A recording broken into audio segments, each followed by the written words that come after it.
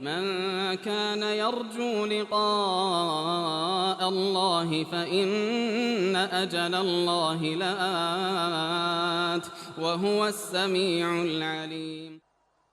بسم الله الرحمن الرحيم. السلام عليكم ورحمة الله وبركاته.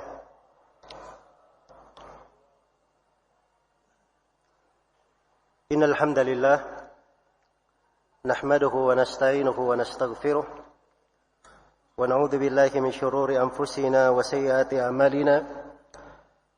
من يهده الله فلا مضل له ومن يضلل فلا هادي له. أشهد أن لا إله إلا الله وحده لا شريك له وأشهد أن محمدا عبده ورسوله. يا أيها الذين آمنوا اتقوا الله حق تقاته ولا تموتن إلا وأنتم مسلمون.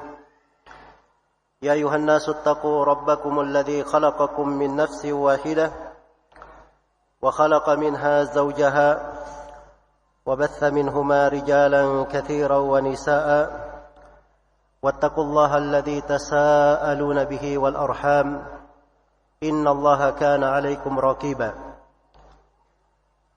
يا أيها الذين آمنوا اتقوا الله وقولوا قولا سديدا يصلح لكم أعمالكم ويغفر لكم ذنوبكم ومن يطع الله ورسوله فقد فاز فوزا عظيما. أما بعد فإن أصدق الحديث كتاب الله وخير الهدي هدي محمد صلى الله عليه وسلم وشر الأمور محدثاتها فإن كل محدثة بدعة وكل بدعة ضلالة وكل ضلالة في النار. Kaum muslimin dan muslimat, ma'asyiral ikhwa wal akhwat, rahimani wa rahimakumullah. Dua ketentuan Allah Subhanahu wa taala di dalam menegakkan agamanya dan di dalam menampakkan kebenaran jalan para nabi dan para rasul. Dua ketentuan ini berjalan di dunia dan di akhirat. Yang pertama, Allah Subhanahu wa taala membedakan antara yang hak dan yang batil di dunia dan di akhirat.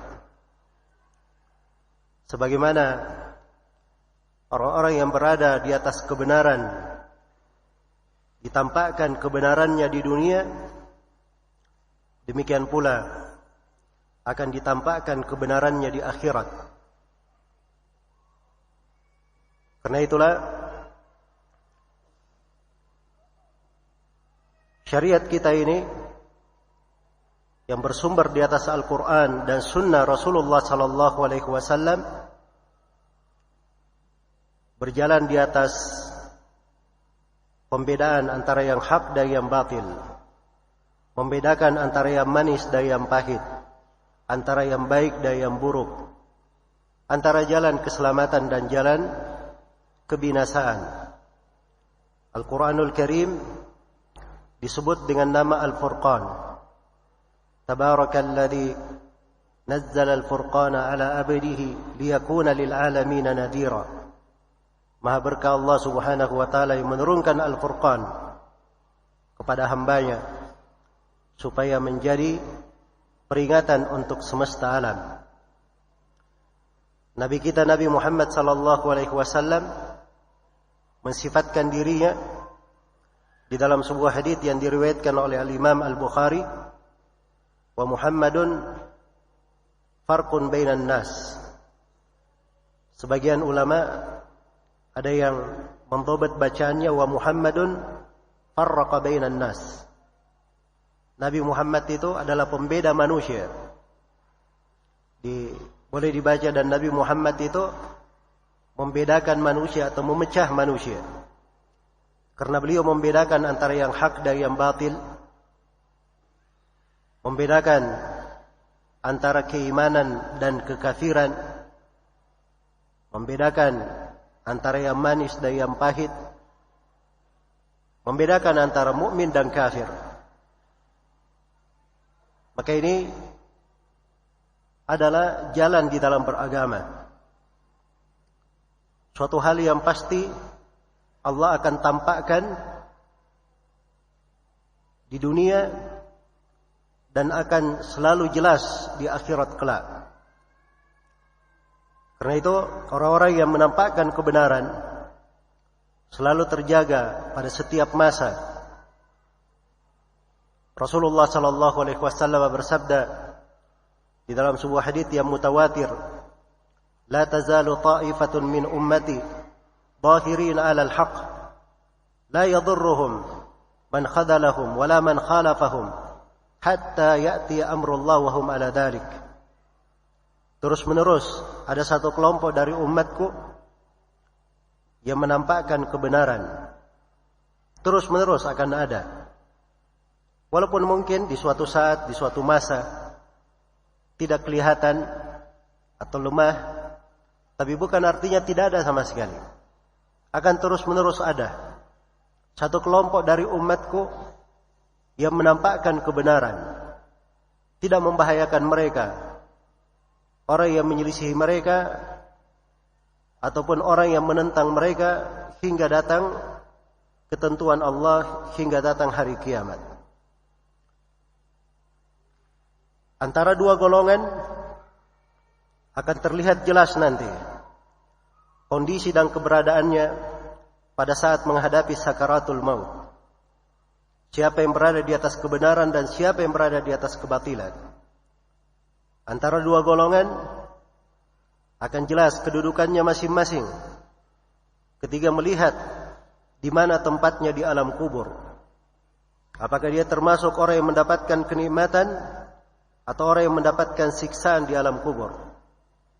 Dan di hari kiamat Allah subhanahu wa ta'ala hanya menyebutkan ada dua golongan.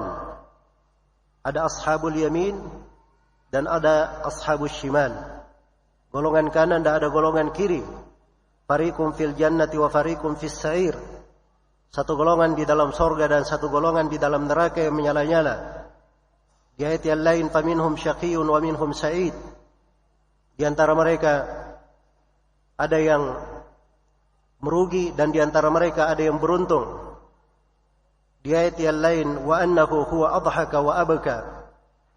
Dialah Allah yang di hari itu membuat ada yang menangis dan ada yang tertawa. Yang hak itu akan ditampakkan pada hari kiamat. Demikian pula yang batil akan ditampakkan. Ini sebuah ketentuan pokok di dalam syariat, hal yang Allah subhanahu wa ta'ala telah pastikan untuk hal tersebut. Ketentuan yang kedua, bahwa Allah subhanahu wa ta'ala akan selalu menolong para rasulnya dan orang-orang yang beriman bersamanya di kehidupan dunia dan di kehidupan akhirat. Allah subhanahu wa ta'ala berfirman, "Inna lanansuru rusulana walladzina amanu fil hayatid dunya wa yauma yaqumul ashhad." Sesungguhnya kami akan menolong para rasul kami di kehidupan dunia. Sesungguhnya kami akan menolong para rasul kami dan orang-orang yang beriman di kehidupan dunia dan di kehidupan ketika saksi-saksi berdiri memberikan persaksian, yaitu pada hari kiamat. Kehidupan dunia ini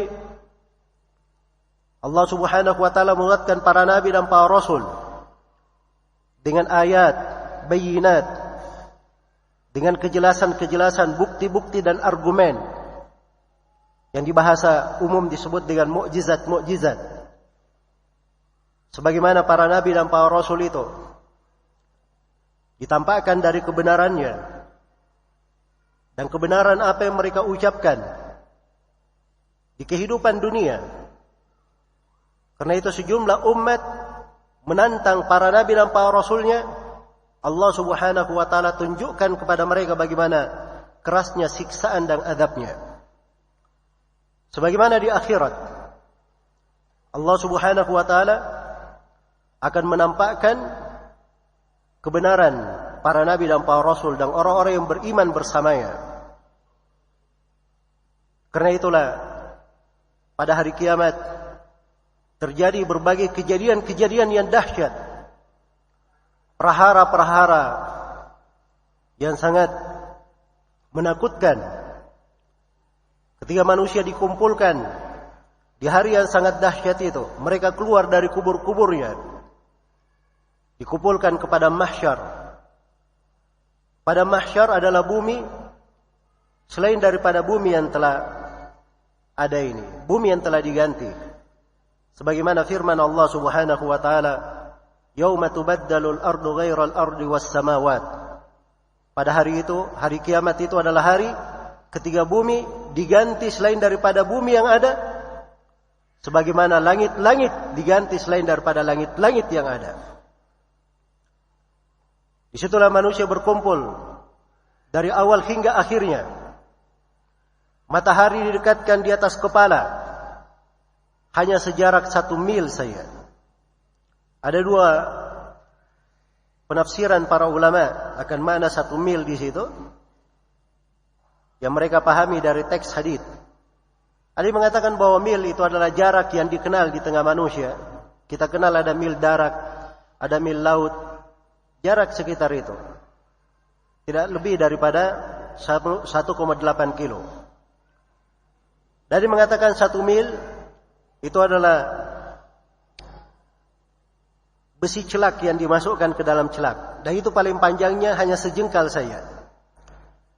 Dan itu yang dibahasakan oleh bahasa orang-orang umum, bahwa matahari didekatkan sejengkal di atas kepala. Asal usulnya dari riwayat itu. Yang jelas matahari didekatkan dengan sangat dekatnya. Pada hari kiamat yang satu harinya, di dalam Al-Quran ada yang disebut hari kiamat itu seperti 50.000 tahun. Ada yang disebut seperti 1.000 tahun.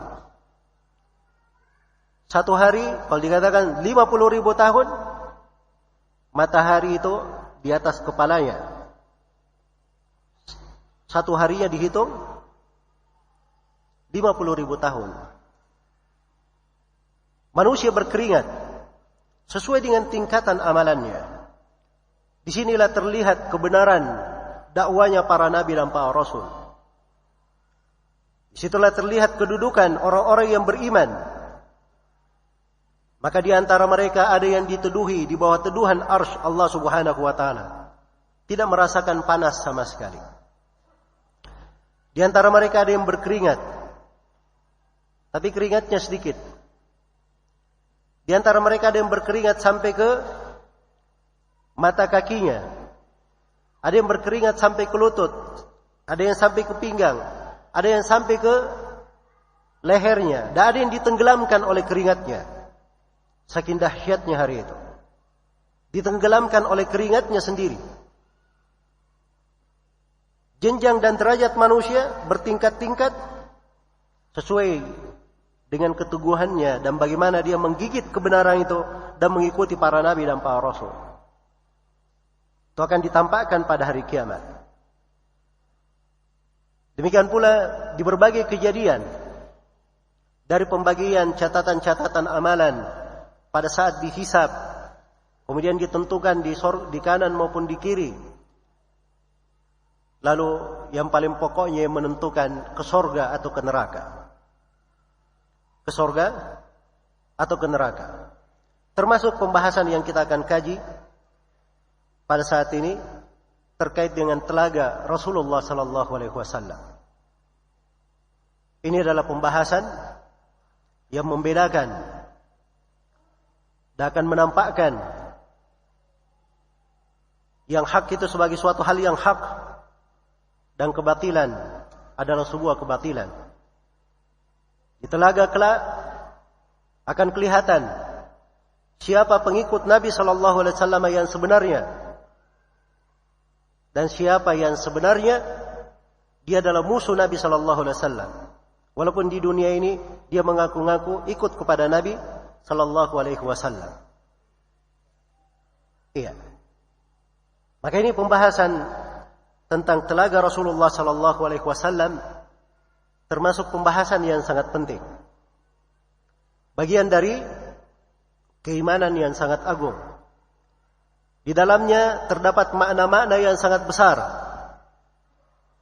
Jadi kalau ada yang bertanya, kenapa perlu kita bahas tentang telaga Nabi sallallahu alaihi wasallam? Maka ada beberapa sebab untuk hal tersebut. Sebab yang pertama,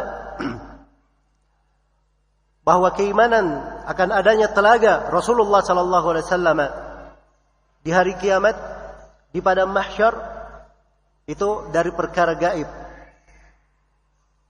Dari perkara gaib. Dan juga bagian dari keimanan kepada hari akhirat. Bagian dari keimanan kepada hari akhirat. Maka seorang yang mempelajarinya, meyakininya, beramal untuknya, maka itu adalah bagian dari keimanan kepada yang gaib, bagian dari keimanan kepada al-ghaib, dan bagian dari keimanan terhadap hari akhirat. Dan dimaklumi bahwa keimanan terhadap hari akhirat itu adalah salah satu rukun dari rukun iman. Sebagaimana jawaban Nabi sallallahu alaihi wasallam ketika ditanya oleh Jibril, "Wa mal iman?" Apakah itu iman? Kata beliau, "An tu'mina billahi wa malaikatihi wa kutubihi wa rusulihi wal yaumil akhir wa tu'mina bil qadari khairihi wa syarrihi." Iman itu adalah engkau beriman kepada Allah, kepada para malaikat, kitab-kitab, para rasul, dan hari akhirat, serta engkau beriman kepada takdir yang baik dan yang buruk. Dari keimanan kepada hari akhirat adalah mengimani akan adanya telaga Rasulullah sallallahu alaihi wasallam. Dan disinilah letak indahnya keimanan dan nikmatnya keimanan itu serta manisnya keimanan, di mana seorang apabila masuk di dalam cabang-cabang keimanan, apalagi hal yang merupakan rukun-rukun dan perkara yang membenarkan keimanan tersebut, dia akan merasakan lezatnya iman, nikmatnya dari keimanan tersebut, dan akan terarah dari kehidupannya. Ada fokus yang dia berjalan kepadanya. Ada tujuan dia hidup di atas muka bumi ini. Dan ada pijakan-pijakan kuat untuknya di dalam kehidupannya. Kemudian sebab yang kedua, kenapa kita membahas pembahasan tentang telaga ini? Karena Nabi sallallahu alaihi wasallam telah diturunkan kepada beliau sebuah surah khusus menjelaskan tentang telaga. Itulah surah yang merupakan surah terpendek di dalam Al-Quran. Hanya berisi 3 ayat saja. Surah Al-Kautsar. Inna a'tainaka al-Kautsar fasalli li rabbika wanhar.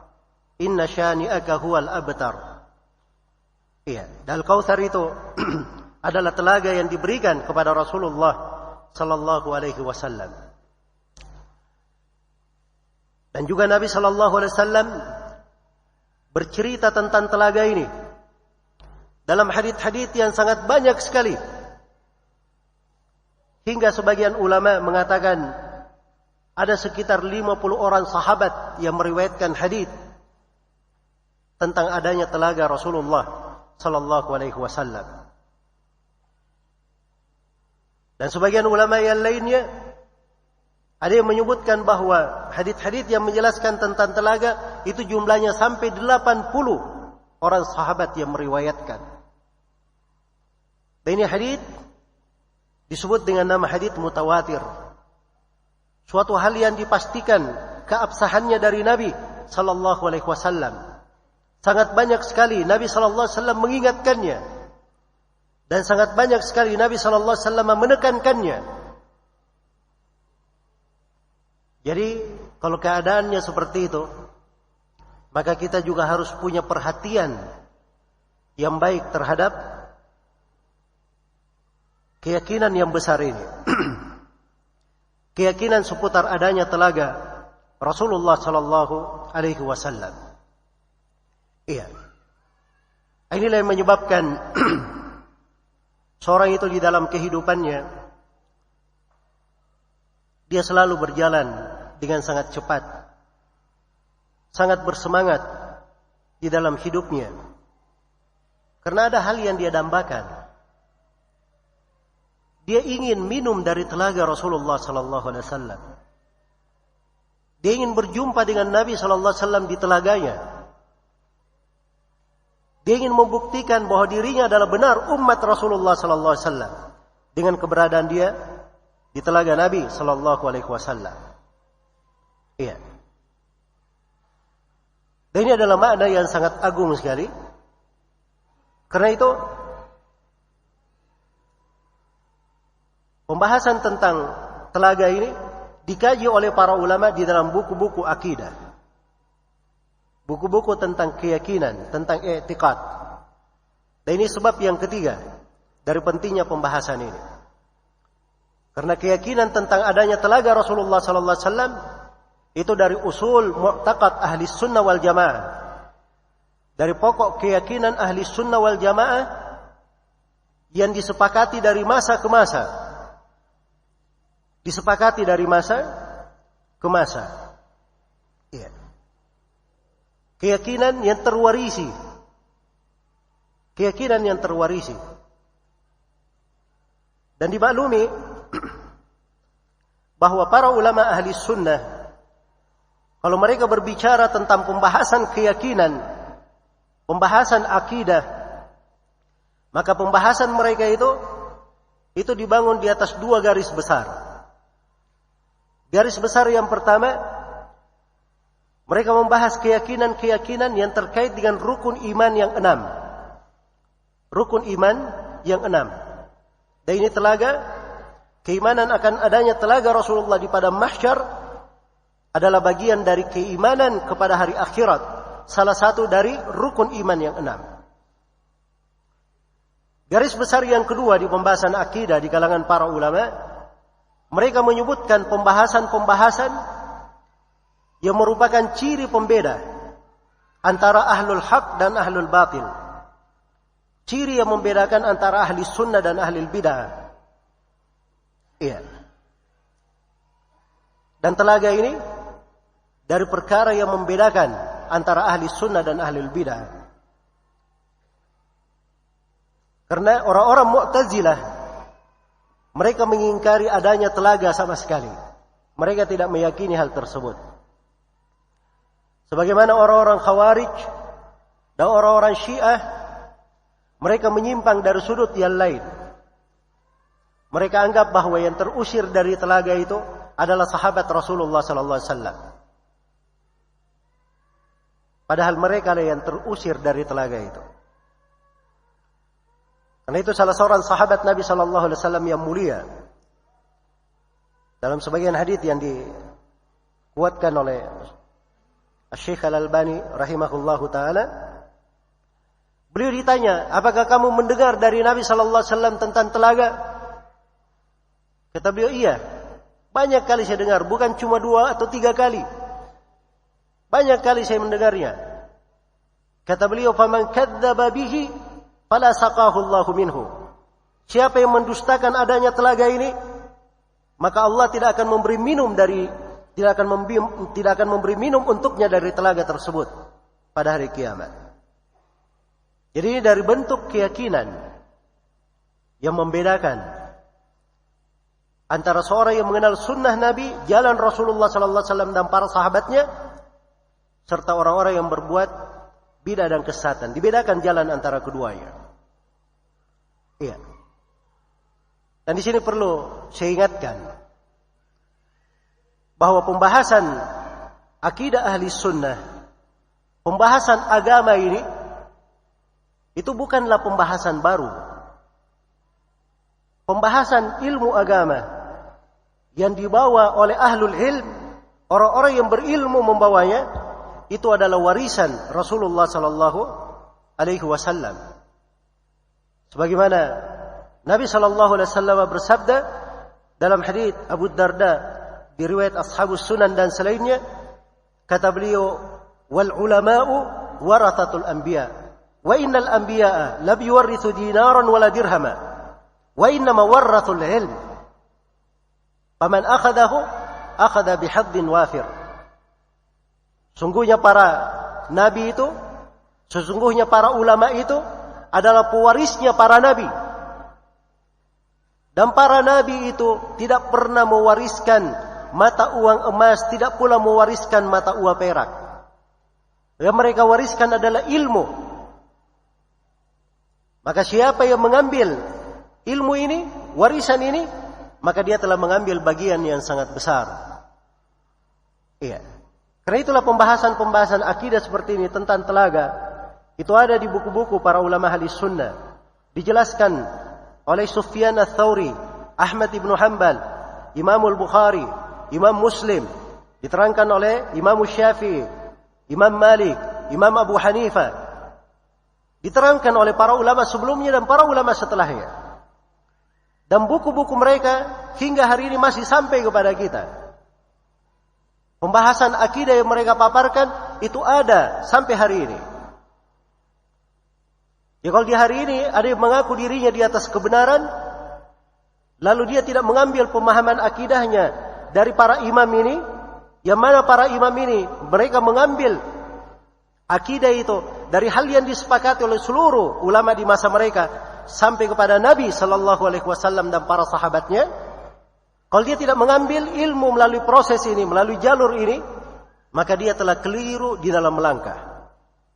Sudah keluar dari jalan Nabi sallallahu alaihi wasallam. Sudah keluar dari jalan Nabi sallallahu alaihi wasallam. Dan kalau dia keluar dalam bentuk yang seperti ini adalah sebab besar yang menyebabkan dia tidak akan minum dari telaga Rasulullah sallallahu alaihi wasallam pada hari kiamat. Iya. Maka ini beberapa pendahuluan tentang bagaimana telaga Rasulullah sallallahu alaihi wasallam. Apa itu telaga? Telaga kita semua memahami apa maknanya. Iya. Yang perlu saya paparkan di sini adalah pendalilan-pendalilan dari Al-Quran dan Sunnah Rasulullah sallallahu alaihi wasallam tentang keberadaan telaga Nabi sallallahu alaihi wasallam dan bagaimana sifat-sifatnya. Bagaimana sifat dari telaga beliau. Iya. Di dalam hadits-hadits yang saya akan bacakan, kita akan memetik banyak makna yang besar insyaallah taala dari pembahasan-pembahasan penting. Iya. Dan ini semuanya dari kebiasaan di tengah ahli sunnah ketika memaparkan masalah-masalah agama, semuanya dibangun di atas pendalilan-pendalilan. Dan ini salah satu konsekuensi bagi siapa yang ingin berjumpa dengan Nabi di telaganya, ingin meminum dari telaga beliau sallallahu alaihi wasallam. Dia tidak boleh berucap sesuatu apapun tentang agama Nabi sallallahu alaihi wasallam kecuali dengan petunjuk yang jelas dari Rasulullah sallallahu alaihi wasallam. Hadits-hadits tentang telaga ini diriwayatkan oleh Al-Bukhari dan Muslim sudah dalam jumlah yang mutawatir. Bukhari dan Muslim saja itu meriwayatkannya lebih dari 10 orang sahabat. Bukhari dan Muslim. Iya. Dan selain Bukhari dan Muslim meriwayatkannya dari sahabat-sahabat yang sangat banyak sekali. Iya. Di antara hadits-hadits Rasulullah sallallahu alaihi wasallam yang menjelaskan tentang telaga ini adalah apa yang diriwayatkan oleh Al-Bukhari rahimahullahu taala di dalam sahihnya dari Anas bin Malik radhiyallahu taala anhu. Beliau berkata, "Lamma urija bin Nabi sallallahu alaihi wasallam ila as-sama." Kata beliau ketika Nabi sallallahu alaihi wasallam diperjalankan ke atas langit. Iya. Ini di perjalanan Mi'raj ke langit namanya. Dalam kisah Isra Mi'raj. Maka Nabi berkata, "Ataitu ala nahrin." saya pun mendatangi sebuah sungai. Hafatahu kibabul lu'lu'il mujawwaf. Yang ujung sungai ini, kanan dan kirinya, itu ada kubah-kubah dari permata yang melengkung. Iya. Maka kata Nabi SAW, wahai Jibril, sungai apakah ini? Kata Jibril, hadzal kautsar. Ini adalah Al-Kautsar. Al-Kautsar itu disebut dengan Al-Kautsar dalam bahasa Arab itu kalau faufal itu artinya maknanya sangat banyak sekali. Kautsar artinya dia sungai yang sangat luas, sangat banyak airnya. Iya. Sangat banyak airnya. Kemudian di dalam hadits yang lain juga dari Anas bin Malik radhiyallahu taala anhu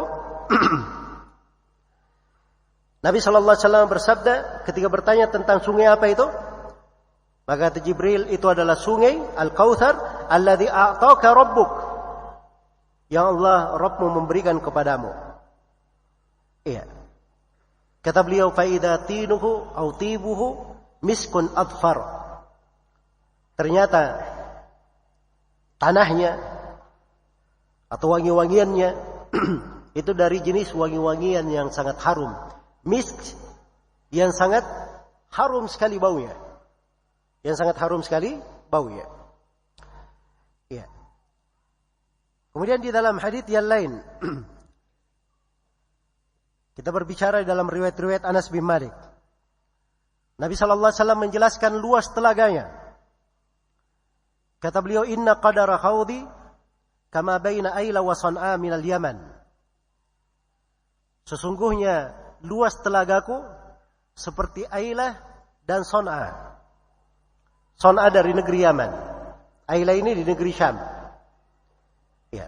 Jadi jarak yang jauh luas telaga beliau. Wa inna fihi minal abariq bi'adadi nujumis sama. Sesungguhnya di telaga itu terdapat di dalamnya dari kendi-kendi minum, ya, dari gelas-gelas minum sejumlah bintang-bintang di langit. Jadi gelasnya yang dipakai minum di telaga Nabi jumlahnya seperti bintang di langit. Ini ada banyak riwayat ya yang membahasakan perumpamaan telaga ini. Di dalam riwayat yang lain, tara fihi abariqad dhahabi wal fiddah ka'adadi nujumis sama. Engkau akan melihat padanya abariq, gelas-gelas dari emas dan perak sejumlah bintang-bintang di langit. Iya. Sejumlah bintang-bintang di langit. Di sini perlu kita perhatikan ketika dibahasakan gelas-gelas yang dipakai minum itu sejumlah bintang di langit, kata para ulama ini ada dua makna di dalamnya. Makna yang pertama menunjukkan indahnya gelas-gelas itu. Indahnya gelas-gelas itu menghiasi telaga Rasulullah sallallahu alaihi wasallam. Kemudian makna yang kedua, orang yang minum dari telaga ini dia tidak perlu berdesak-desakan. Ya, tidak perlu ngantri. Tidak perlu ngantri karena jumlahnya seperti bintang di langit. Menunjukkan bahwa siapa yang sudah masuk di dalamnya berhak untuk minum padanya, maka dia akan merasa nikmat. Tidak ada kesulitan. Kalau dia sudah masuk di telaga Rasulullah sallallahu alaihi wasallam. Iya. Baik. Kemudian di dalam riwayat yang lain dari Anas bin Malik radhiyallahu taala anhu, Rasulullah sallallahu alaihi wasallam bersabda, la yaridanna alayya nasun min ashabi al-hawd hatta idza araftuhum ukhtulu juduni faqulu ashabi fayaqul la tadri ma ahdathu ba'daka. Kata Nabi sallallahu alaihi wasallam, sungguh akan datang kepadaku sekelompok manusia dari sahabatku. Mereka akan datang kepadaku di telagaku, kata Nabi sallallahu alaihi wasallam. Begitu saya mengenal mereka, sudah mengenal mereka, tiba-tiba mereka dipisahkan dariku, dijauhkan dariku. Maka saya berkata, sahabatku, sahabatku. Maka dikatakan kepada beliau, la tadri ma ahdatsu ba'daka. Kamu tidak tahu apa yang mereka adakan setelahmu. Ini kadar penyebutan ada yang diusir dari telaga. Dan kata sahabat di situ ada dua makna. Sahabat itu dalam bahasa Arab, iya. Sahabat dalam bahasa Arab adalah bisa bermakna siapa yang mengikutinya. Siapa yang mengikutinya. Seperti misalnya pengikut madhab Maliki, pengikut madhab Imam Malik. Pengikutnya itu dikatakan ashab Malik. Disebut ashab. Sahabat Malik. Jelas ya? Itu pembahasan untuk pengikut. Jadi tidak mesti sahabat itu bermakna orang yang berteman dengan Nabi sallallahu alaihi wasallam. Siapa saja dari pengikut umatnya, dari yang mengikutinya di tengah umat, itu bisa masuk di dalam golongan sahabat secara bahasa. Dan yang kedua, sahabat bisa bermakna sahabat Rasulullah sallallahu alaihi wasallam, orang yang berjumpa dengan Nabi, beriman kepada beliau sallallahu alaihi wasallam dan dia mati di atas keimanan. Mati di atas keimanan. Nah, kalau di atas makna yang kedua ini, yang dimaksudkan itu adalah sekelompok dari sahabat yang murtad setelah Nabi sallallahu alaihi wasallam meninggal. Dan itu ada ya, yang seperti itu, walaupun jumlahnya sedikit, tidak banyak, ya. Tapi itu ada. Baik. Jadi itu dua penafsiran. Ya kalau dikatakan bahwa para sahabat Rasulullah semuanya diusir, itu pendapatnya orang-orang Syiah Rafidhah dengan orang-orang Khawarij yang mengkafirkan para sahabat. Dan itu adalah kekafiran. Karena artinya mereka mengingkari jalannya Rasulullah sallallahu alaihi wasallam dan para sahabatnya. Artinya mereka mengingkari ayat-ayat Al-Qur'an yang sudah memuji para sahabat dan menjamin mereka dengan sorga. Dan artinya mereka mendustakan hadits-hadits Rasulullah sallallahu alaihi wasallam. Karena itu siapa yang mengatakan bahwa kebanyakan sahabat Nabi sallallahu alaihi wasallam itu kafir atau diusir dari telaga, itu tidak ada silam pendapat di kalangan ulama ahli sunnah, hukumnya dia murtad keluar dari Islam. Dia murtad keluar dari Islam. Para sahabat Nabi sallallahu alaihi wasallam dijamin dengan surga. Was-sabiquna al-awwaluna minal muhajirin wal ansar walladzina ittaba'uuhum bi ihsan radhiyallahu anhum wa radu an wa a'adda lahum jannat tajri tahtaha al-anharu khalidina fiha abada dzalikal fawzul 'adzim. Orang-orang yang terdahulu lagi pertama dari sahabat muhajirin dan al-ansar.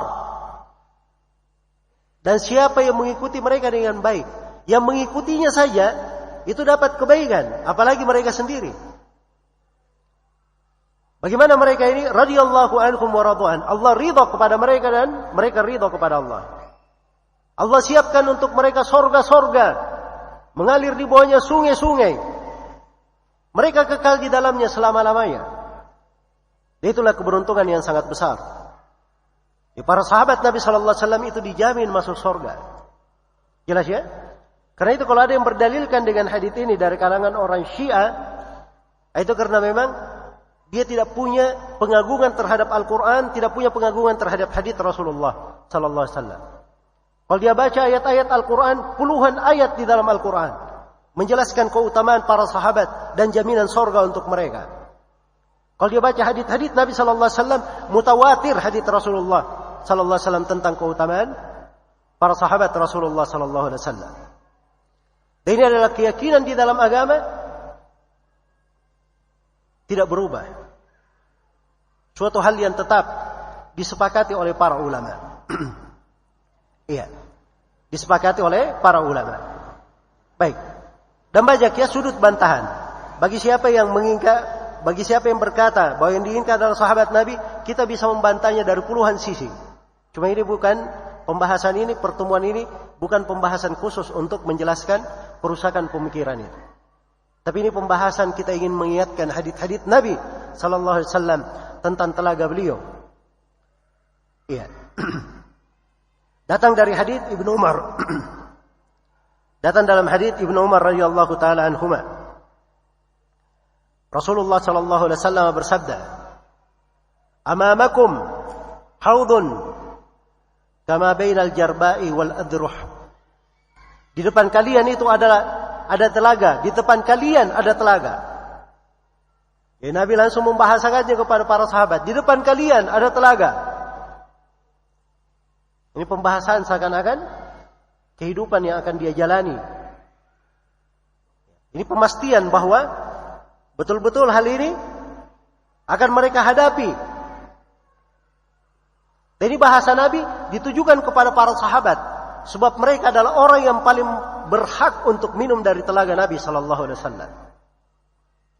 Bagaimana tidak, Allah telah memuji para sahabatnya, telah memuji para sahabat Nabi-Nya sallallahu alaihi wasallam. Allah berfirman, "Minal mu'minina rijalun sadaqu ma ahadullah alaihi, wa minhum man qada nahbahu, wa minhum man yantadhir, wa ma baddalu tabdila." Di antara kaum mukminin ada sekelompok lelaki. Ini para sahabat ini. Sekelompok lelaki. Mereka jujur, tulus terhadap janji yang mereka ambil. Di antara mereka ini ada yang sudah menunaikan tugasnya, sudah wafat, sudah meninggal. Dan di antara mereka ketika ayat ini turun, mereka belum meninggal, masih hidup. Tapi mereka tidak pernah mengganti dari janji mereka. Ini pernyataan dari Allah bahwa para sahabat itu tidak pernah mengganti. Tidak pernah mengganti. Jadi para sahabat itu ketika dibahasakan oleh Nabi, di depan kalian ada telaga. Karena memang mereka ini adalah orang-orang yang paling banyak minum dari telaga Rasulullah sallallahu alaihi wasallam. Iya. Karena itu kalau ingin minum dari telaga Nabi sallallahu alaihi wasallam, perbaiki bagaimana cara seorang itu mengikuti jalannya para sahabat Rasulullah sallallahu alaihi wasallam. Baik. Diterangkan di sini bahwa telaganya Nabi antara Jarba dan Adruh. Kalau tadi antara Aila dan Son'a. Ada berbagai riwayat ya. Antara ini dan itu, antara ini dan itu. Beberapa kota disebut oleh Nabi. Dan itu tidak bertentangan. Kata para ulama, karena Nabi sallallahu alaihi wasallam itu ingin menjelaskan tentang luasnya telaganya, besarnya telaganya. Dan beliau bahasakan dengan kota yang dipahami oleh penanya. Jadi kalau penanyanya orang Yaman, orang dari negeri Syam, dikasih kota yang dia kenal. Kalau yang bertanya orang Medina, dikasih kota yang dia kenal. Ya. Dan ini dari keindahan Rasulullah SAW di dalam mendidik. Didekatkan kepada mereka pemahaman dengan hal yang bisa dicapai oleh akal-akal mereka. Baik. Jadi ini tidak bertentangan ya. Kemudian dikatakan di dalam sebuah riwayat, dalam hadits Ibnu Umar, di dalamnya ada abarik, gelas-gelas, kanujumis sama, seperti bintang-bintang di langit. Man waradahu, siapa yang telah masuk di dalam telaga Nabi, siapa yang telah mendatanginya. Ini bahasa untuk siapa yang telah mendatanginya. Jadi kalau dia sudah mendatanginya, sudah masuk di dalamnya, fasyariba minhu lam yatma ba'daha abadan. Kemudian dia minum dari telaga Nabi sallallahu alaihi wasallam, dia tidak akan haus selama-lamanya. Iya. Ini dari keutamaan minum dari telaga Nabi sallallahu alaihi wasallam. Siapa yang minum satu teguk darinya, dia tidak akan haus selama-lamanya. Tidak akan haus selama-lamanya. Baik, itu hadits Ibnu Umar radhiyallahu taala anhuma. Ada hadits Harithah ibnu Wahab radhiyallahu anhu. Iya. Nabi sallallahu alaihi wasallam menjelaskan bahwa telaga beliau itu kama bainal Madinah was Son'a, seperti kota Madinah dan Son'a. Ini lebih jauh lagi ya, jarak Madinah dan apa?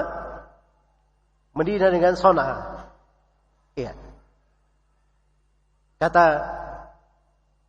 ditanya kepada Al-Mustawrid, apakah kamu dengar dari Nabi ada disebutkan tentang bejana-bejana? Kata beliau, bejana-bejananya mithlul kawakib, seperti bintang-bintang. Seperti bintang-bintang. Hadits yang keempat dari Jundub bin Abdullah radhiyallahu taala anhu. Rasulullah sallallahu alaihi wasallam bersabda, "Ana faratukum 'alal haud." Saya adalah orang yang mendahului kalian ke telaga. Ini luar biasa. Ya, setiap nabi itu punya telaga masing-masing. Setiap nabi ada telaganya. Iya. Maka nabi kita, Nabi Muhammad sallallahu alaihi wasallam, sudah mendahului kita ke telaga. Beliau sudah berada di ujung telaganya. Di ujung telaganya, mendahului umatnya. Beliau menanti umatnya di situ, di telaga tersebut. Dan ini adalah tempat pertama bagi siapa yang ingin berjumpa dengan Nabi Muhammad sallallahu alaihi wasallam dari umatnya yang datang setelah beliau. Kalau ingin berjumpa dengan beliau, itu adalah tempat pertama untuk berjumpa dengan Rasulullah sallallahu alaihi wasallam. Iya. Baik. Hadits yang kelima, hadits Sahal bin Sa'ad As-Sa'idi radhiyallahu taala anhu. Ini saya masih bercerita di riwayat-riwayat Bukhari Muslim. Ya. Kata Sahal bin Sa'ad As-Sa'idi radhiyallahu anhu, Nabi sallallahu alaihi wasallam bersabda, "Inni faratukum 'alal haud." Saya akan mendahului kalian ke telaga. Man marra alayya syarib. Siapa yang telah melewati saya, dia pasti minum. Nah, jadi ukuran seorang itu dikatakan masuk ke telaga nanti kalau dia sudah melewati siapa? Nabi Muhammad sallallahu alaihi wasallam. Rasul berdiri di situ. Kalau dia sudah melewati Nabi, nah itu berarti dia sudah pasti minum dari telaga. Iya. Tapi kalau dia belum melewati Nabi, akan ada yang mengusirnya nanti. Akan ada yang mengusirnya. Baik. Dan tampak ya dari riwayat-riwayat ini, bahwa yang terusir dari telaga Nabi sallallahu alaihi wasallam itu ada dua golongan. Yang terusir dari telaga Nabi sallallahu alaihi wasallam ada berapa? Ada dua golongan. Golongan yang pertama adalah siapa saja yang bukan umat beliau. Siapa saja yang bukan umat beliau sallallahu alaihi wasallam. Jadi kalau dia umat Nabi Musa, umat Nabi Isa, umat Nabi yang lain, setiap umat akan mendatangi nabinya masing-masing. Nah, di situ baru kelihatan kebenarannya. Di situ semakin tampak kebenaran dakwanya para nabi dan para rasul. Memang Allah tinggikan derajat mereka, selalu ditampakkan kebenarannya. Sampai di hari yang dahsyat itu. Kelihatan, setiap umat harus mendatangi nabinya masing-masing. Harus mencari nabinya masing-masing. Ya kalau masuk ada umat selain Nabi Muhammad masuk ke telaga Rasulullah, dia pasti akan diusir dari telaga Nabi sallallahu alaihi wasallam. Iya. Kemudian golongan yang kedua yang diusir dari telaga Nabi sallallahu alaihi wasallam, inilah golongan sebagian dari umatnya. Sebagian dari umat beliau yang merubah tuntunan Rasulullah sallallahu alaihi wasallam. Ini kita akan detailkan nanti, sebab ini dari pembahasan yang paling penting di sini. Siapa saja orang yang tidak boleh minum dari telaga Nabi sallallahu alaihi wasallam di tengah umat Islam ini. Apa sebab-sebab yang menyebabkan sebagian umat Islam diusir dari telaga Rasulullah sallallahu alaihi wasallam? Ini dari pembahasan-pembahasan yang mungkin kita akan terangkan lebih luas nanti. Baik. Kemudian hadits berikutnya, hadits Aisyah radhiyallahu taala anha. Ya, Aisyah juga menjelaskan tentang Al-Kautsar. Ketika turun ketika Aisyah bertanya tentang firman Allah Subhanahu wa taala, "Inna a'tainakal kautsar."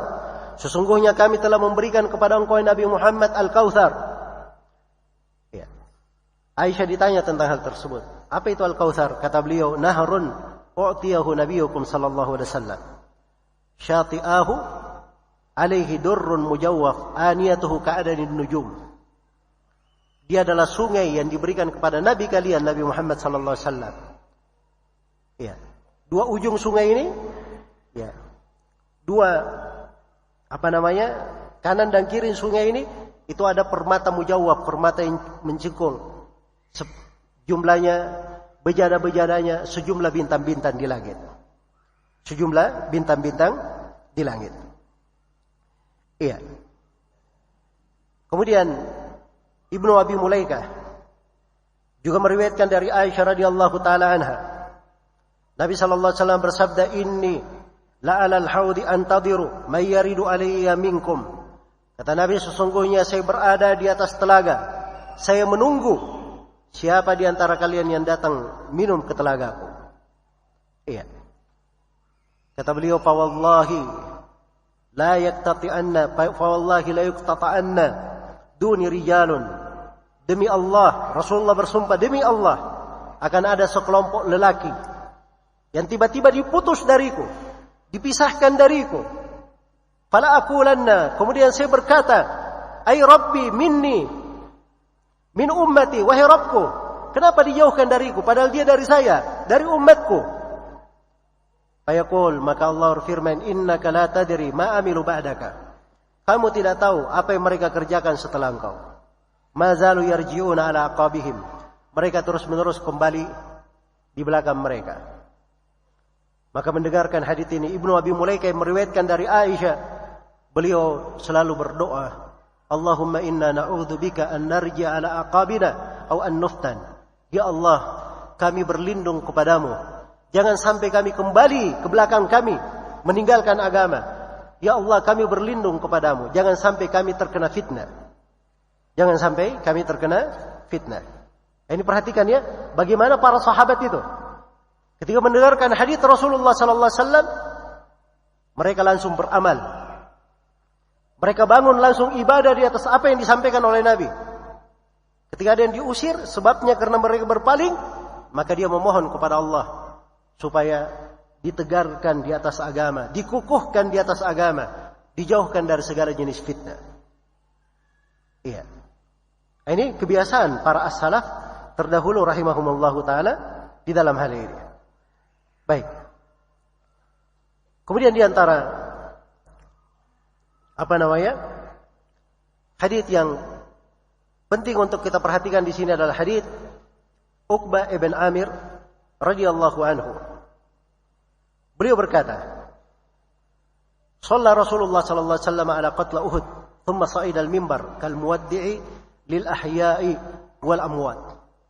Nabi sallallahu alaihi wasallam pernah mendoakan orang-orang yang terbunuh di perang Uhud. Beliau mendatangi kuburan Uhud, syuhada Uhud. Nabi doakan untuk mereka. Iya. Setelah itu Nabi sallallahu alaihi wasallam masuk ke kota, kembali ke kota Madinah. Lalu beliau naik ke atas mimbar. Kata Uqbah bin Amir menggambarkan posisi Nabi pada saat itu. Nabi sallallahu alaihi wasallam seperti orang yang ingin menyampaikan kalimatnya kepada orang yang sudah meninggal dan orang yang masih hidup.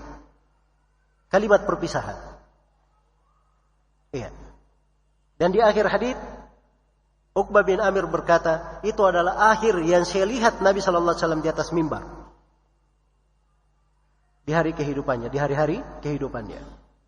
Apa yang beliau katakan pada saat di atas mimbar ini? Kata beliau, "Inni faratukum 'alal haud." Sesungguhnya saya akan mendahului kalian ke telaga. Ini beliau sudah isyaratkan, saya akan mendahului kalian. Artinya saya akan meninggalkan kalian. Sebentar lagi saya akan meninggal. Dan saya akan mendahului kalian. Kita berjumpa di telaga. Berjumpa di telaga. Ini diucapkan oleh Nabi Muhammad kepada para sahabatnya yang menemani beliau, yang mengawal beliau, yang menerima agama dari beliau, menyampaikannya kepada kita. Ya. Agar supaya diketahui bahwa Rasulullah sallallahu alaihi wasallam itu selalu bersama umatnya di dunia dan di akhirat. Orang yang masuk surga pun tidak ada yang akan masuk surga kecuali Nabi Muhammad dan umatnya masuk surga. Itu menjadi keutamaan dan kekhususan untuk umat ini. Karena itu dalam hadits riwayat Bukhari dan Muslim, Rasulullah sallallahu alaihi wasallam bersabda, "Nahnu as-sabiquna al-awwaluna dukhulanil jannah, nahnu al-akhiruna as-sabiquna dukhulanil jannah."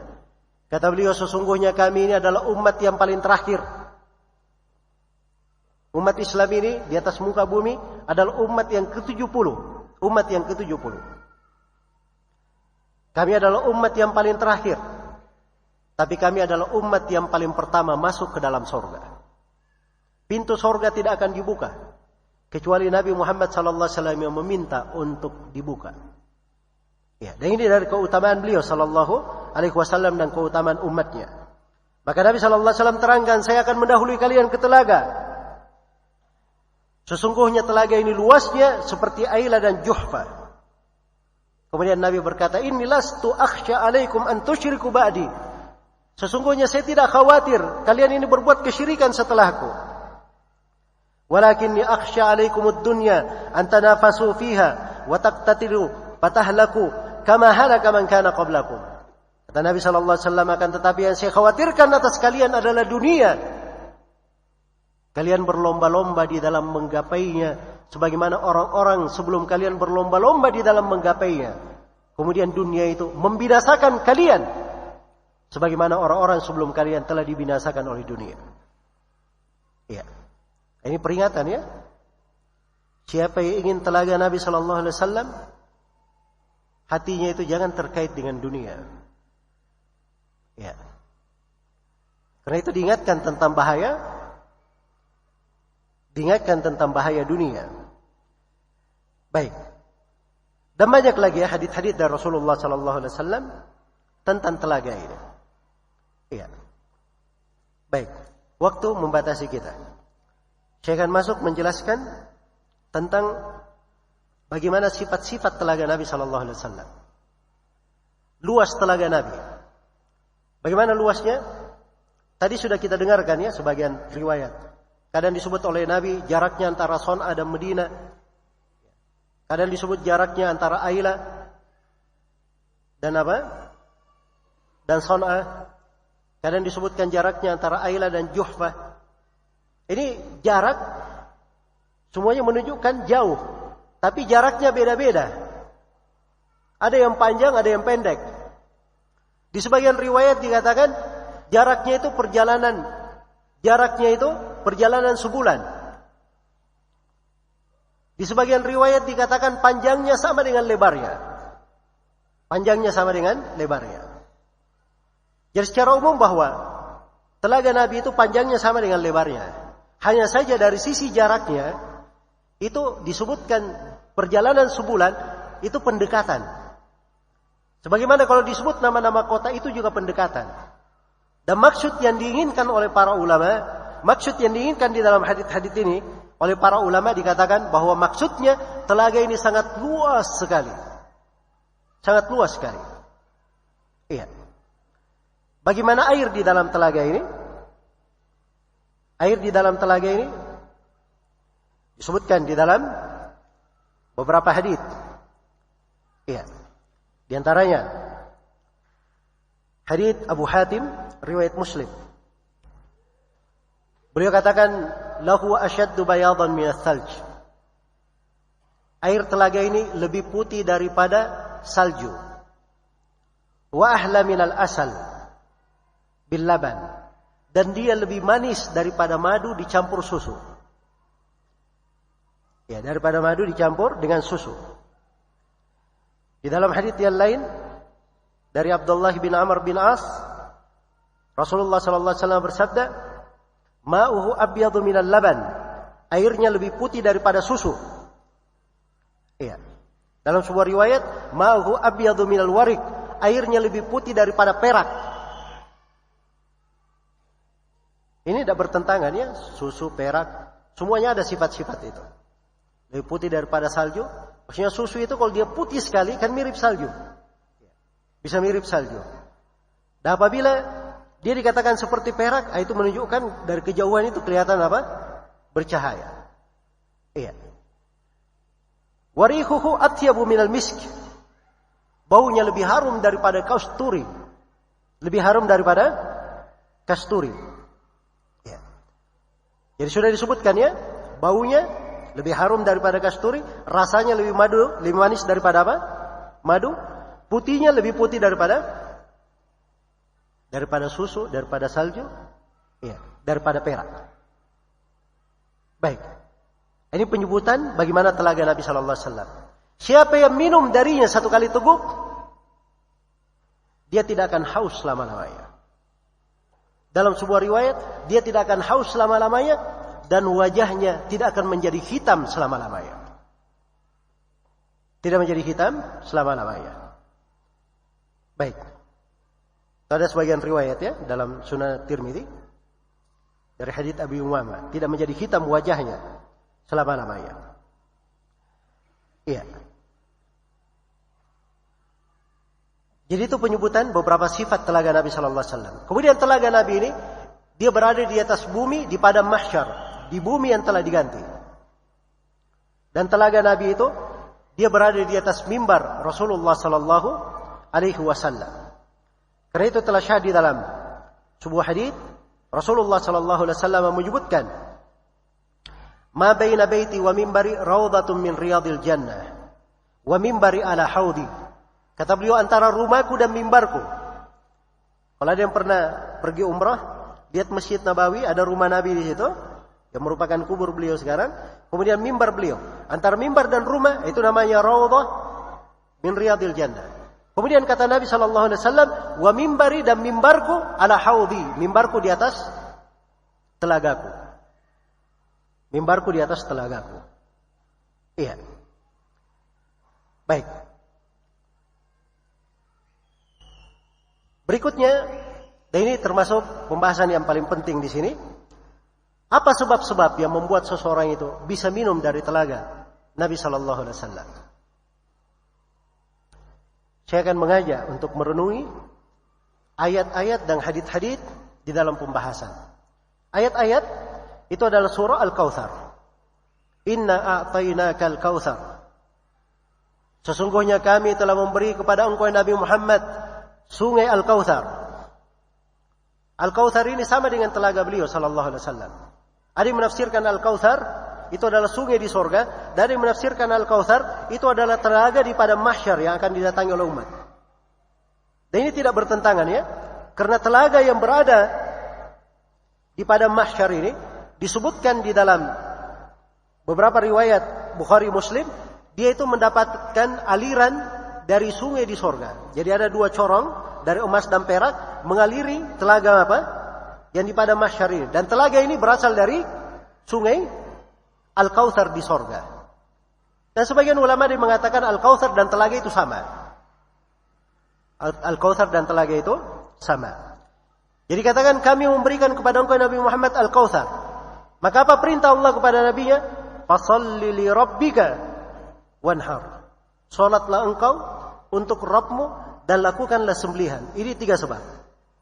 Bagi siapa yang ingin minum dari telaga Nabi sallallahu alaihi wasallam. Salatlah untuk Rabbmu dan menyembelihlah, itu penafsiran kebanyakan ahli tafsir. Artinya lakukan salat Id dan lakukan kurban. Engkau berkurban. Iya. Maksudnya secara umum bahwa seorang yang melakukan ketaatan-ketaatan, iya, dari ibadah yang sangat besar seperti sholat, menyembelih, ini sholat Id ya, di dalam penafsiran sholat Id. Lakukanlah sholat untuk Rabbmu, maksudnya sholat Id, Idul Adha. Bagaimana pula dengan sholat wajibnya? Kalau dia menjaganya, maka ini dari sebab-sebab yang menyebabkan dia bisa minum dari telaga Rasulullah sallallahu alaihi wasallam. Apalagi Nabi sallallahu alaihi wasallam itu sangat menjaga sekali akan perkara sholat dan kewajiban-kewajiban pokok di dalam agama. Ya. Sampai wudunya saja, orang yang berwudu, ya, itu menjadi sebab seseorang itu minum dari telaga Rasulullah sallallahu alaihi wasallam. Ya. Karena itu ada seorang yang bertanya di dalam hadits Hudzaifah bin Yaman, riwayat Ibnu Majah dan selainnya. Ada orang yang bertanya kepada Rasulullah, "Ya Rasulullah, ketika orang-orang masuk ke telagamu, ada orang-orang yang diusir. Terus, bagaimana engkau mengenal kami ya Rasulullah?" mengenal kami umatmu. Kata Nabi sallallahu alaihi wasallam, "Na'am, tariduna alayya gurran muhajjalina min atharil wudu." Laysat li ahadin ghairukum. Kata Nabi sallallahu alaihi wasallam, kalian nanti wahai umatku akan datang kepadaku dalam keadaan bercahaya muka, tangan dan kaki-kaki kalian. Karena bekas-bekas wudu. Karena bekas-bekas wudu. Maka di antara sebab yang menyebabkan seseorang itu bisa minum dari telaga Nabi, dia memperbaiki dari wudunya. Memperbaiki tata cara berwudu. Dia berwudu dengan sempurna. Kalau dia sudah bagus cara berwudunya, sesuai dengan petunjuk Nabi, berikutnya setiap kali dia batal wudunya, usahakan dia berwudu. Begitu mau tidur, dia berwudu. Ya. Ini semuanya dari tempat-tempat yang dianjurkan oleh Nabi SAW untuk berwudu. Karena umat ini akan menghadap dalam keadaan punya tanda. Tanda-tanda itu akan kelihatan, cahaya-cahaya itu akan nampak, itu dari bekas wudunya. Dari bekas wudunya. Baik. Kemudian di ayat dikatakan ada sebab yang ketiga, yaitu ikhlas. Fasholli li rabbika, salatlah engkau karena Rabbmu. Karena itu keikhlasan kepada Allah Subhanahu wa taala. Keikhlasan di dalam beragama. Ini adalah sebab yang membuat seorang itu akan dimuliakan dengan telaga. Rasulullah sallallahu alaihi wasallam minum dari telaga tersebut. Dia menjaga dari keikhlasannya. Apabila dia beramal, jangan dia mengharapkan sesuatu dari dunia yang hina. Tidak usah dia peduli apa yang dikatakan dan dipandang oleh manusia. Kita ini hidup hanya sekali saja. Hanya sementara. Kalau yang kita lihat adalah pandangan manusia, maka itu adalah keterlambatan yang sangat besar untuk kembali kepada Allah Subhanahu wa taala. Karena itu harusnya setiap hamba selalu melihat bagaimana pandangan Allah kepada dia. Dan bagaimana dia itu ikhlas kepada Allah Subhanahu wa taala. Baik. Kemudian di antara sebab yang menyebabkan seorang itu minum dari telaga Nabi sallallahu alaihi wasallam adalah dia menolong agama ini. Ya, dia menolong agama ini. Baik, saya belum bacakan ya riwayat orang yang paling pertama minum dari telaga Nabi di tengah umat Islam ini. Ya. Jadi kan sudah disebutkan tadi bahwa yang minum dari telaga Nabi hanya siapa? Hanya umat Nabi Muhammad sallallahu alaihi wasallam. Baik, pertanyaan berikutnya. Dari umat Nabi Muhammad sallallahu alaihi wasallam, siapa yang pertama minum dari telaga Nabi? Mereka adalah penduduk Yaman. Jadi Nabi tidak akan memberi minum air di telaganya kecuali untuk penduduk Yaman dulu. Iya. Nah, ini hal yang menakjubkan. Harus dipelajari apa sebabnya. Para ulama mengatakan sebabnya karena orang-orang Yaman itu mereka punya keistimewaan di dalam membela dan menolong agama ini. Mereka punya keistimewaan di dalam membela dan menolong agama ini. Karena itu oleh Nabi sallallahu alaihi wasallam sebelum manusia yang lainnya, suku yang lainnya minum, penduduk Yaman dulu yang diberi minum. Iya. Penduduk Yaman dulu yang diberi minum. Dan ini dari keutamaan mereka. Iya. Dikatakan Ahlul Yaman. Ahlul Yaman maksudnya orang-orang yang memang dia adalah keturunannya Yaman atau dia memang penduduk Yaman atau terhitung sebagai penduduk Yaman, pernah tinggal di Yaman. Dan itu ada pembahasannya ya di kalangan para ulama. Kapan seorang itu dikatakan penduduk sebuah negeri? Berapa lama dia tinggal di sana? Baru dikatakan dia sebagai penduduk negeri. Ada orang Indonesia, dia lama tinggal di Yaman, masukkah dia di dalam penduduk Yaman? Itu ada pembahasan. Jelas ya? Ada pembahasan. Tapi jangan rame-rame ke Yaman ya. Penduduk Yaman. Oke, ini adalah keutamaan yang diberikan. Baik. Kemudian dari sebab yang menyebabkan seorang itu minum dari telaga Nabi sallallahu alaihi wasallam adalah keteguhan di atas keimanan dan sunnah Rasulullah sallallahu alaihi wasallam. Dan ini sebab yang paling pokoknya. Sebab yang paling pokoknya. Karena Nabi sallallahu alaihi wasallam di dalam kebanyakan orang yang diusir dari telaga itu selalu diingatkan bahwa mereka ini mengada-adakan perkara baru setelah Nabi Muhammad sallallahu alaihi wasallam. Innahum ghayyaru wa baddalu. Mereka itu telah mengganti, telah merubah. Iya. Karena itu orang yang ingin telaga, orang yang minum dari telaga Nabi sallallahu alaihi wasallam di kehidupan dunia ini, dia harus membiasakan dirinya minum dari telaga Al-Qur'an dan sunnah Rasulullah sallallahu alaihi wasallam. Jangan minum dari racun pemikiran sesat. Dan jangan minum dari kotoran. Ya. Orang-orang yang berpemikiran menyimpang. Minum dari telaga Al-Quran dan sunnah Rasulullah sallallahu alaihi wasallam. Itu dua sumber yang terpercaya. Ya. Karena itulah pada hari kiamat, orang yang tidak mengikuti jalan Al-Quran dan jalan Rasulullah sallallahu alaihi wasallam, yang dia dapatkan cuma penyesalan. Penyesalan dan penyesalan. Bagaimana bisa beruntung? Telaga saja, ini salah satu proses pada hari kiamat yang akan ditampilkan, ditampakkan kebaikan dan keistimewaan orang yang mengikuti petunjuk Nabi sallallahu alaihi wasallam. Ini di satu pembahasan di telaga. Belum di pembahasan yang lainnya. Di pembahasan timbangan, di pembahasan as-sirat, apalagi surga dan neraka. Itu belum dibahas. Ini baru di pembahasan telaga.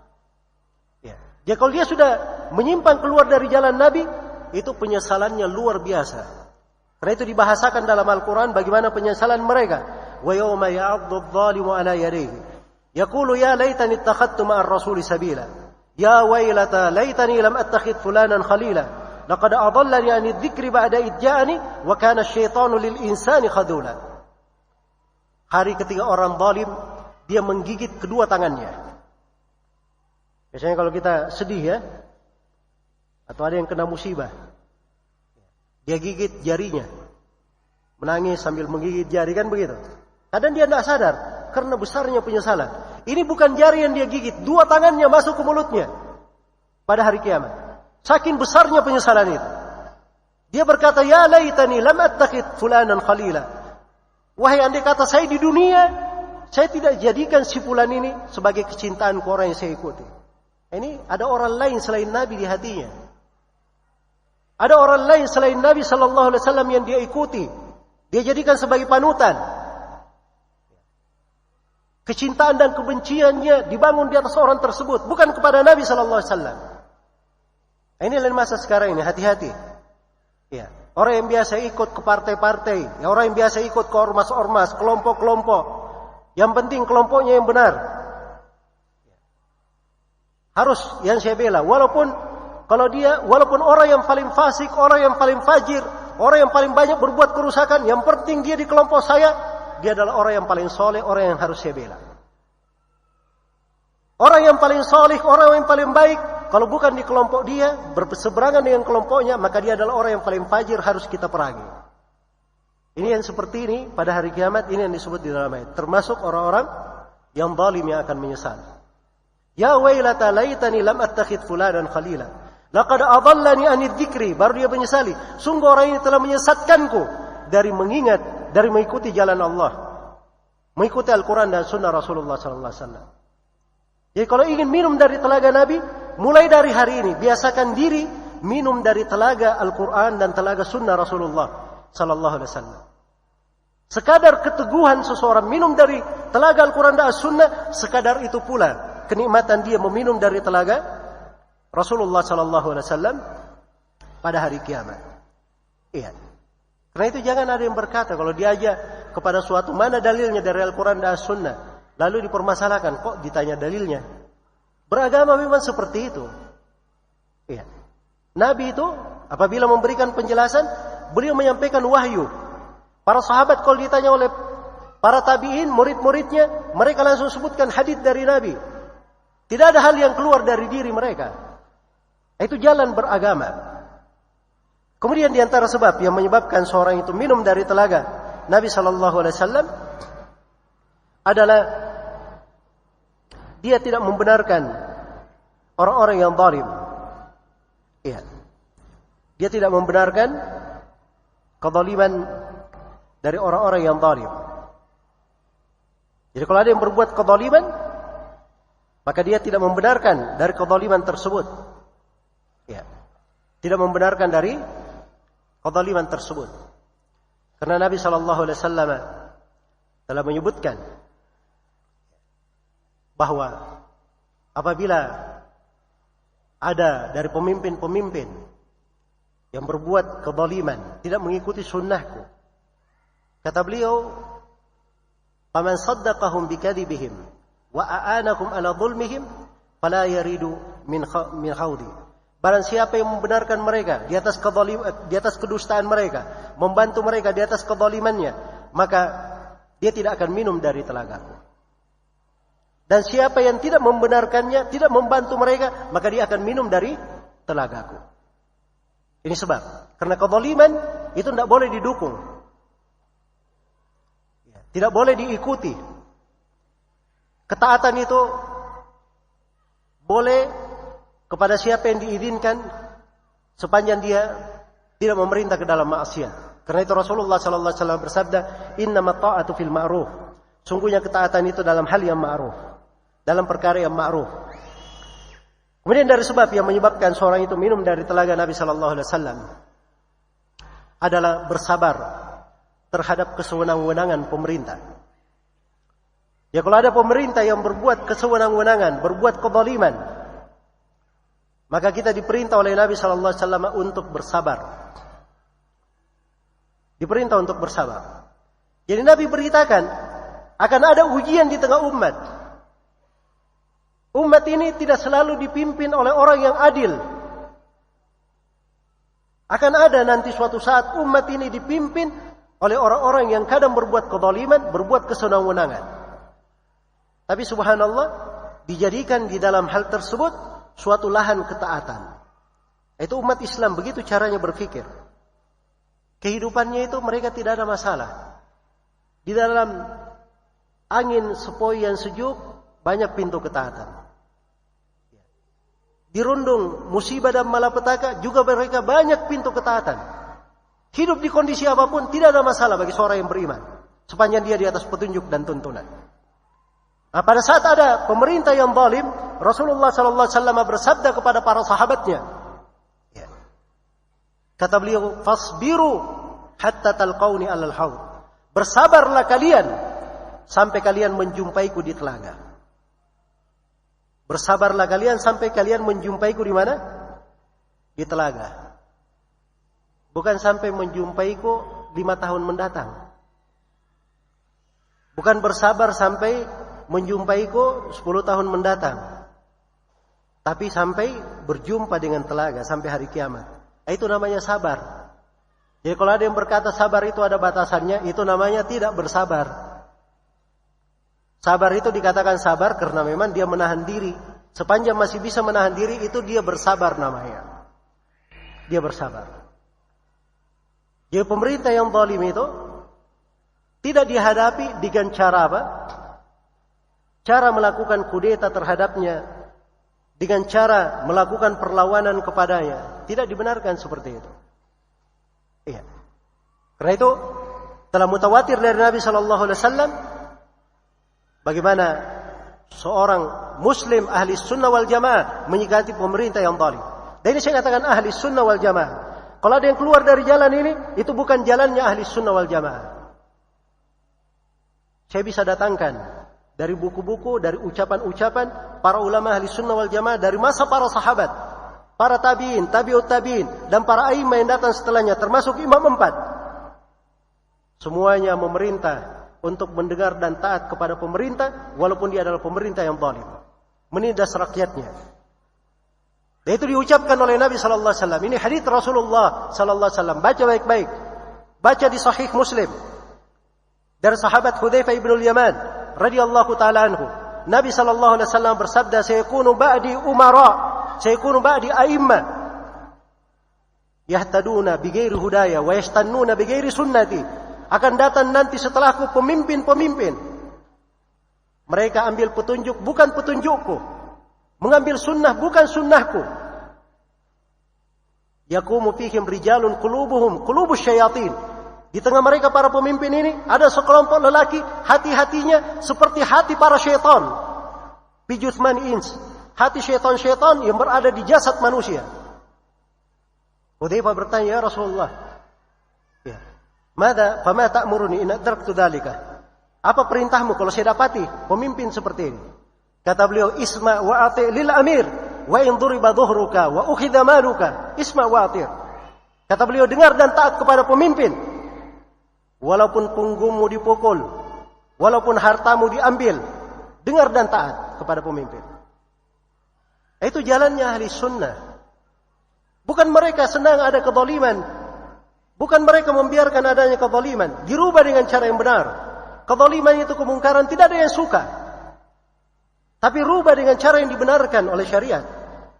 Ini ingat, Nabi SAW memberikan keputusan yang harusnya membuat kita semua takut. Bersabarlah kalian sampai kalian berjumpa denganku di telaga. Jangan sampai kita menjadi musuh-musuh Nabi SAW di telaganya. Tatkala kita keluar dari jalan ini. Kamu saya suruh bersabar terhadap kezaliman pemerintah, kamu malah pergi demo-demo ke sana sini. Hah? Kamu malah melakukan kudeta terhadap penguasa. Kamu malah mencela pemerintah di sana sini. Ya.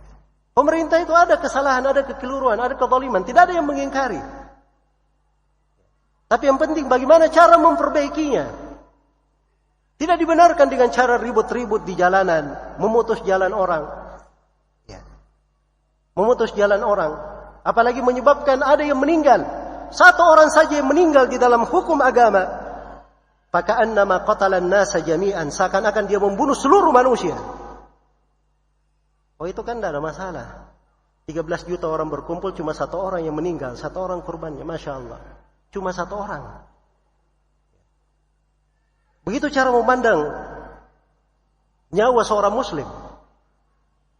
Ya. Dan tidak diragukan, banyak dari umat Islam ini punya semangat, punya girah. Itu hal yang baik. Tapi semangat dan gira ini, itu harusnya berjalan sesuai dengan tuntunan Rasulullah SAW. Itu hadits-hadits Nabi yang saya bacakan. Saya tidak baca sesuatu apapun dari diri saya. Hadits Rasulullah SAW. Nabi memberikan penjelasan bagaimana cara menasihati pemerintah. Kata beliau, man kana indahu nasihatul lidhi sultan, fala yubdiha alaniya, wal ya'khudh biyadihi wal yansahhu sirran. Fa'in qabila minhu fadak, fa'in qabila minhu faidak, wa illa faqad addama alaihi.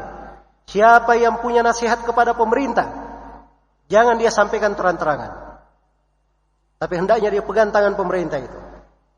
Dia nasihati secara rahasia. Kalau diterima darinya, itu yang diinginkan. Kalau tidak diterima, dia sudah tunaikan tanggung jawabnya. Dia sudah tunaikan tanggung jawabnya. Iya. Dari seluruh pemerintah yang zalim, mungkin di hari-hari ini yang pernah kita dengar, tidak pernah kita mendengar ada pemerintah yang lebih zalim daripada Fir'aun, lebih kafir dari Fir'aun. Bersamaan dengan itu, tidak ada sejarahnya Nabi Musa dan Bani Israel mendemo Fir'aun. Ya. Yang ada itu dia diperintah diperintah bersabar.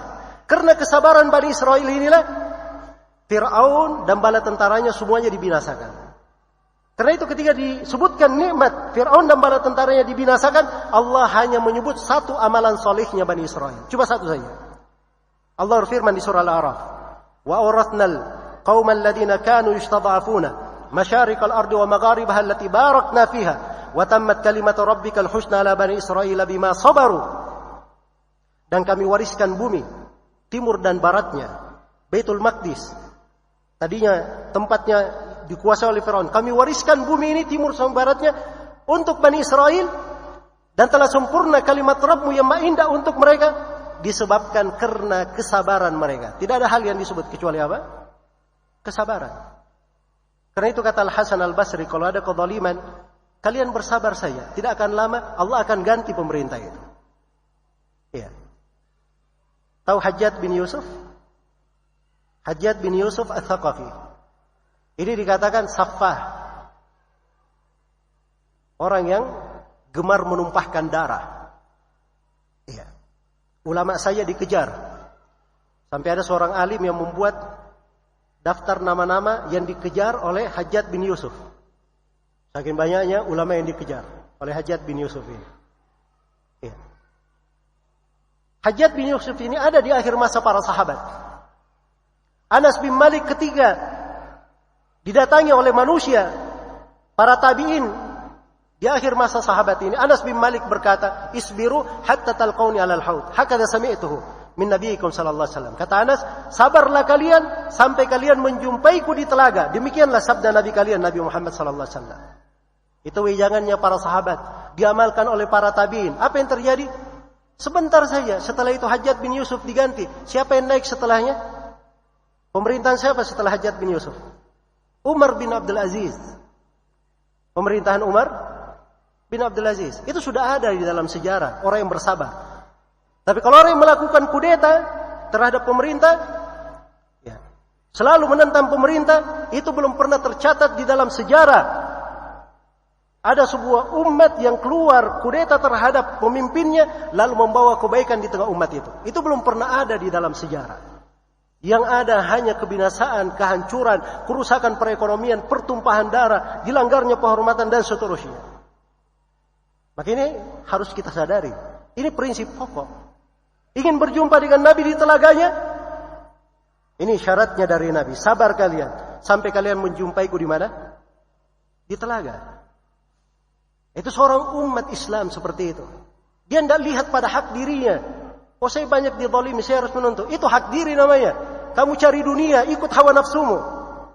Tapi kalau kamu ingin agama, ingin negeri akhirat, ingin sorga, sabar kalian sampai kalian menjumpaiku di telaga. Ini Rasulullah sallallahu alaihi wasallam. Baik, kemudian di antara sebab yang menyebabkan seorang itu minum dari telaga adalah dia menghindari segala sebab penyimpangan. Apa saja mengeluarkan dari jalan Nabi, menyimpan dari jalan Nabi, maka dia menjauh dari segala jenis penyimpangan itu. Iya. Dan ini untuk membahas apa sebab-sebab pokok yang menyebabkan seorang itu menyimpang, ini kita perlu tema pembahasan tersendiri.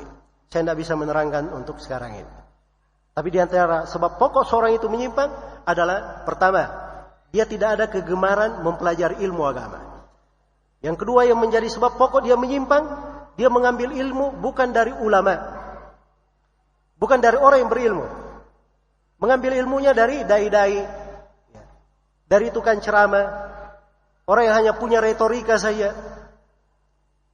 Dia hanya punya retorika, bisa bicara bagus, tapi dia tidak ambil ilmu dari orang yang berilmu, dari orang yang berilmu. Sedangkan ilmu ini warisan Nabi, warisan. Dia terwarisi, dia ambil dari ahlinya. Diambil dari ahlinya. Kemudian dari sebab seorang itu menyimpang adalah dia keluar dari jamaah kaum muslimin. Keluar dari ketaatan kepada pemimpin, keluar dari kebersamaan di tengah umat Islam. Dari sebab penyimpangan juga adalah banyaknya seorang itu berbuat dosa dan maksiat. Karena dosa-dosa dan maksiat ini, itu kata sebagian ulama, al-ma'asi baridul kufur. Kemaksiatan itu adalah pos yang mengantar kepada kekafiran. Kemudian di antara sebab yang menyebabkan seorang itu minum dari telaga Nabi sallallahu alaihi wasallam adalah dia zuhud dari kehidupan dunia. Dia banyak mengingat akhirat. Banyak mengingat akhirat. Di sinilah pentingnya kita di dalam kehidupan ini selalu menyadari untuk apa kita hidup. Untuk apa kita hidup. Dan kita harus selalu menyadari persiapan apa yang sudah kita siapkan untuk kehidupan berikutnya. Sudahkah kita memastikan di mana tempat kita di kehidupan berikutnya, apakah di surga atau di neraka? Maka ini mana-mana kalau selalu dihadirkan, apabila kehidupan akhirat itu terang benderang di dalam hati, maka ini akan membuat dirinya lebih istiqamah di atas sunnah Rasulullah sallallahu alaihi wasallam. Kemudian yang terakhir di antara sebab yang menyebabkan seorang itu minum dari telaga Nabi sallallahu alaihi wasallam, dia cinta kepada para sahabat Rasulullah sallallahu alaihi wasallam dan cinta kepada para ulama yang mengikuti jalan mereka dengan baik. Iya. Mengikuti jalan para sahabat, para tabi'un dan tabi'in itu kewajiban di dalam beragama. Saya garis bawahi. kewajiban di dalam beragama. Itu bukan alternatif, boleh ikut boleh tidak. Atau sunnah muakkadah. Tidak, ini kewajiban di dalam beragama. Karena Allah Subhanahu wa taala telah berfirman dalam Al-Qur'an, "Wa may yushaqiqir rasula min ba'di ma tabayyana lahul huda wa yattabi' ghayra sabilil mu'minin nuwallihi ma tawalla wa nuslihi jahannam wa sa'at masira." Barang siapa yang durhaka kepada Rasul setelah tampak jelas baginya petunjuk dan dia mengikuti jalan selain jalan kaum mukminin. Jalan kaum mukminin waktu itu siapa? Para sahabat. Jadi ini dua golongan yang diancam. Dia tidak mengikuti Rasul, kemudian yang kedua tidak mengikuti jalannya para sahabat. Apa ancamannya? Nuwallihi ma tawalla. Kami akan biarkan dia larut di dalam kesesatannya. Wa nuslihi jahannam, dan kami akan memasukkan dia ke dalam neraka jahannam. Wa sa'at masira, dan itu adalah sejelek-jelek tempat kembali. Baik. Pembahasan yang terakhir. Apa sebab-sebab yang menahan seseorang itu masuk ke telaga? Terus saya bahasakan dengan bahasa lain. Apa sebab-sebab yang menyebabkan seseorang itu diusir dari telaga Rasulullah sallallahu alaihi wasallam? Ada banyak sebab. Sebab yang paling pokoknya disebutkan di dalam hadis oleh Nabi sallallahu alaihi wasallam, "Innaka la tadri ma ahdatsu ba'daka." Ketika Nabi melihat sebagian dari umatnya diusir dari telaga, maka Nabi berkata, "Umatku, umatku." Dikatakan kepada beliau, "Innaka la tadri ma ahdatsu ba'daka." Kamu tidak tahu, wahai Nabi Muhammad, ma ahdatsu ba'daka. Apa yang mereka ada-adakan setelahmu? Apa yang mereka ada-adakan setelahmu? Ini mengada-adakan namanya al-ihdath.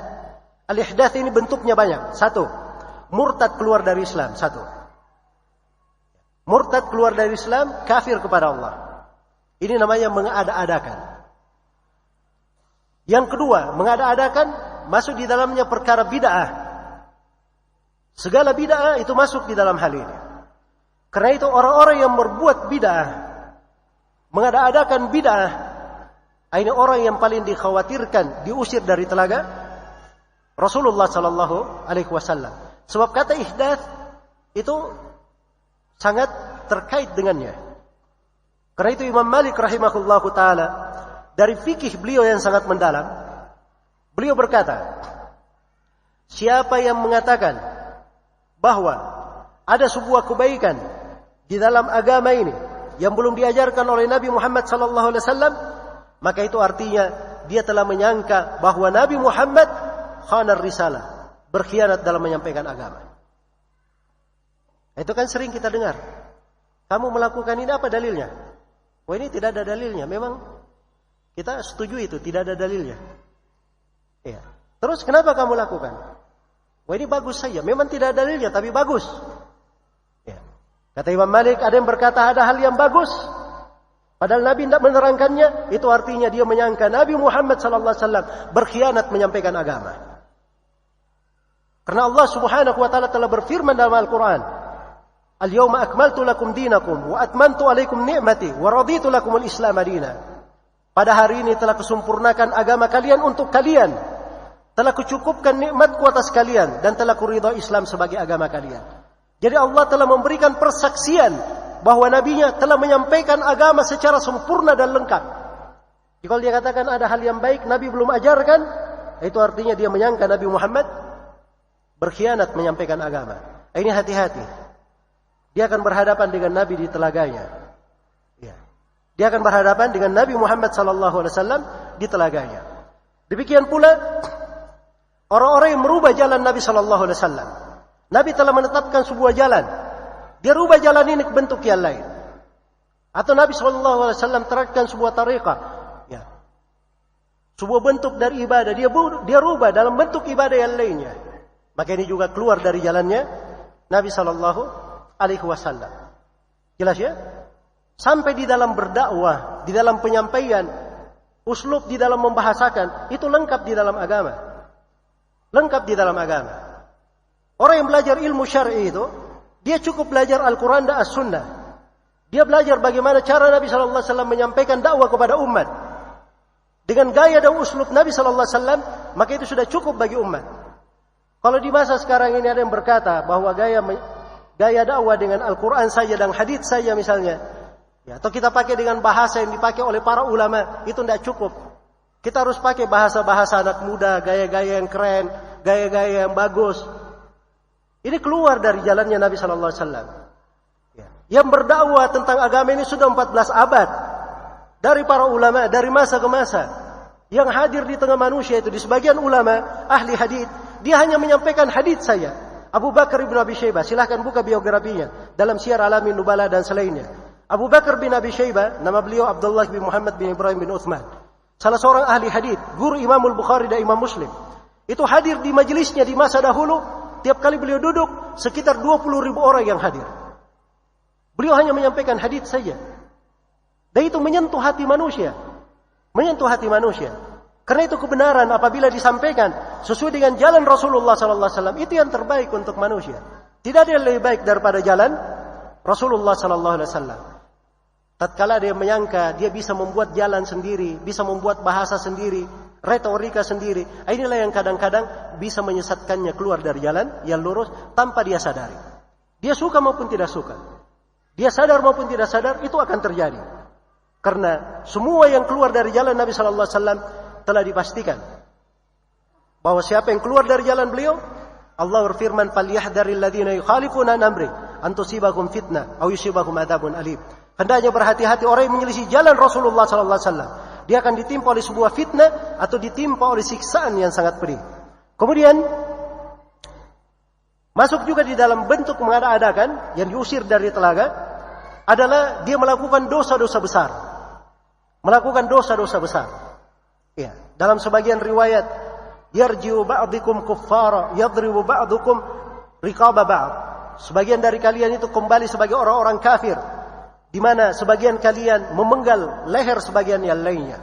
Maka dosa-dosa besar ini itu adalah hal yang mengkhawatirkan, dari sebab yang mungkin seorang itu diusir dari telaga Nabi sallallahu alaihi wasallam. Kemudian dari hal yang menyebabkan seorang diusir dari telaga adalah dia selalu menentang pemerintah, melakukan kudeta terhadapnya, tidak sabar terhadap kesenang-wenangan. Dan di antara hal yang mengusir dari telaga adalah membantu orang yang berbuat kezaliman di atas kezalimannya. Ya.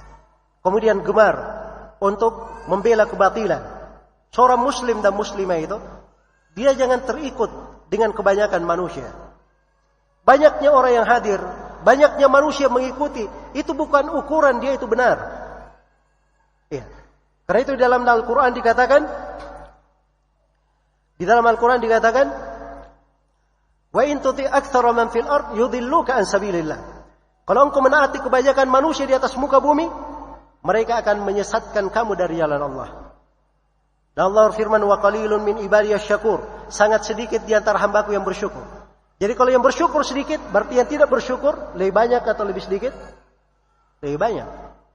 Jadi kebanyakan jangan selalu menjadi ukuran. Yang menjadi ukuran itu adalah keteguhan seseorang berada di atas telaga Al-Quran dan Sunnah Rasulullah Sallallahu Alaihi Wasallam. Itu akan membuat dia tegar di atas telaga Nabi Sallallahu Alaihi Wasallam. Dan yang terakhir, saya tutup bahwa di antara sebab yang menghalangi seorang itu minum dari telaga Nabi Sallallahu Alaihi Wasallam adalah dia menyelisih Sunnah Rasulullah sallallahu alaihi wasallam. Menyelisihi sunnah. Ini sekarang banyak orang yang kurang paham apa itu sunnah. Ya.